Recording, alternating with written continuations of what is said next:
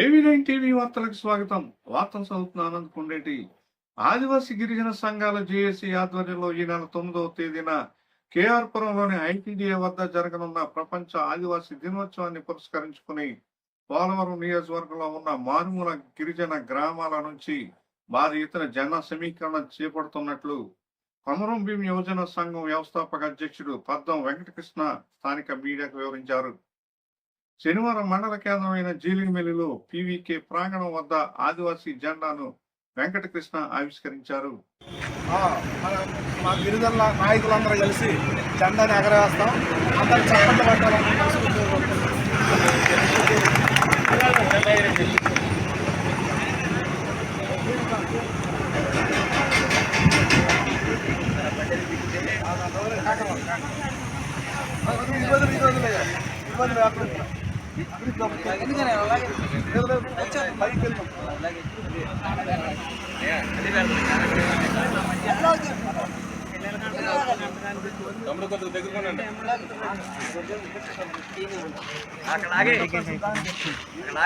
మరి పైన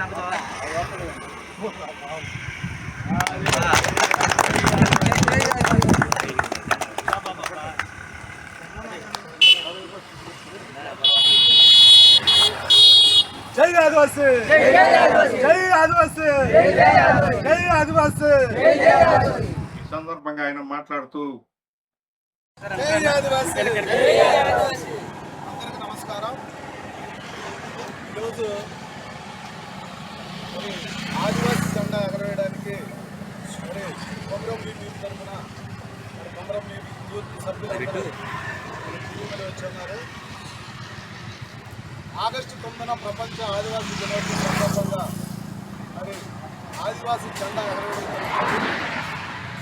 ప్రపంచ ఆదివాసీ దినోత్సవం 9వ తారీఖున ఊరు వాడ భారీ సంఖ్యలో కొమరం భీం యూత్ తరఫున భారీగా బయలుదేరి ఐటీడీ ఆఫీస్కి మేము అందరం బయలుదేరి వెళ్తున్నాం. అందుకనుగుణంగా అందరినీ మోటివేషన్ చేసి భారీ ఎత్తున ప్రజలను గిరిజనులను తీసుకెళ్లాలనే ఉద్దేశంతో ఆదివాసీ జెండా ఎగరవేయడం జరుగుతుంది. కనుక గిరిజనులందరూ సహకరించి ఆగస్టు 9న అందరూ భారీగా వెళ్ళాలని అందరూ కోరుకుంటున్నాం.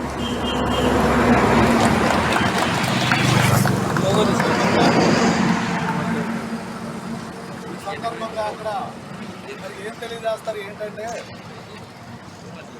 గిరిజనుల హక్కులు, చట్టాలు, సంస్కృతి, సాంప్రదాయాలు ఏ విధంగా ఉండాలి, మన హక్కుల్ని మనం ఏ విధంగా పరిరక్షించుకోవాలి, ఏ విధంగా కాపాడుకోవాలి, మన హక్కులు మనం తెలుసుకుంటే భవిష్యత్తులో మనం స్వేచ్ఛగా ఏజెన్సీలో మనం ఎలా బ్రతకాలనేది మనకు అక్కడ తెలియజేస్తారు పెద్దలు అందరూ. కనుక అందరూ తప్పనిసరిగా తరలి రావాలని మనస్ఫూర్తిగా కోరుకుంటున్నాం. త్వరలో ప్రభుత్వ అధికారులతో పెద్దలతో చర్చల ద్వారా పోలవరం ప్రాజెక్టుతో నిర్వాసితులవుతున్న కుకునూరు, వేలేరుపాడు మండలాల ప్రజల యొక్క సమస్యలు, పోలవరం నియోజకవర్గంలో మారుమూల గ్రామాలైన అలివేరు, తూర్పుమెట్ట, అంకపాకల, జిల్లేళ్లగూడెం, వీరమద్దిగూడెం, రాసన్నగూడెం, బొత్తప్పగూడెం పలు గ్రామాలు ఈనాటికి రోడ్లు లేక అనేక ఇబ్బందులు పడుతున్నారని ఆయన ఆవేదన వ్యక్తం చేశారు. ప్రపంచ ఆదివాసీ దినోత్సవం వరకు గిరిజనులందరినీ ఏకతాటిపై నడిపించి ఆ యొక్క ప్రోగ్రామ్ సక్సెస్ చేయాలనే ఉద్దేశంతో ఈరోజు ఆదివాసీ జెండా జీలిమిల్లి హట్టుబాటులో కొమరం భీం యూత్ తరఫున, ఆదివాసీ సంక్షేమ పరిషత్ యూత్ తరఫున ఎగరవేయడం జరిగింది.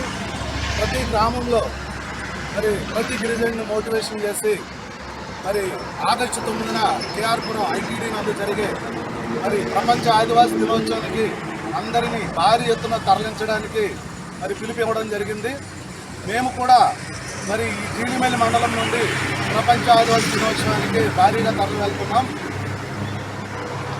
అలాగే ప్రతి ఒక్కరిని ఆ రోజున గిరిజనులకు చట్టాల కోసం, గిరిజన సంస్కృతి సాంప్రదాయాల కోసం మేమందరం తెలుసుకొని వాటిని జనాల్లోనికి తీసుకెళ్ళి స్వేచ్ఛగా మా హక్కులతో మేము బ్రతకడానికి అందరికీ కావలసిన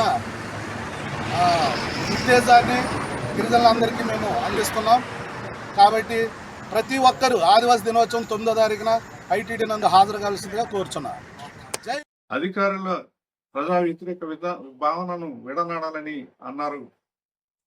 రాబోయే కాలంలో ప్రభుత్వం, అధికారులు, విద్యావేత్తలు ప్రమేయంతో గిరిజన అభివృద్ధికి కొమరం భీం యువజన సంఘం కృషి చేస్తుందని వెంకటకృష్ణ అన్నారు.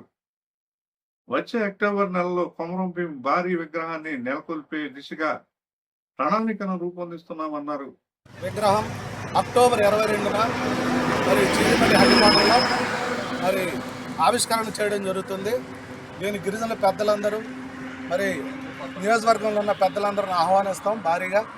భారీ మీటింగ్ పెట్టి మరి కొమరం భీం మొదటిసారిగా జీలిమల్లి హెడ్ క్వార్టర్లో భారీ విగ్రహాన్ని మరి ఏర్పాటు చేయడం జరుగుతుంది.